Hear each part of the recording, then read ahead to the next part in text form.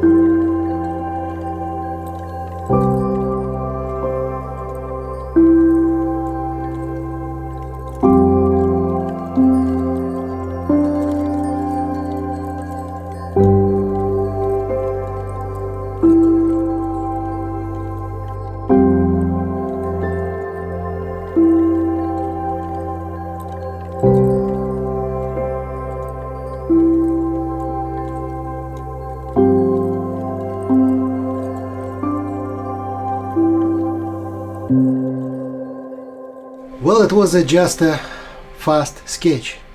As I say, on our website watercoloronline.com you will find 7 courses about the model in the studio with the same beautiful Clara. And all the time it's something different. If you want to know more, if you want to study that, welcome to our website. Thank you for your time, stay healthy, and see you next Monday. Bye bye.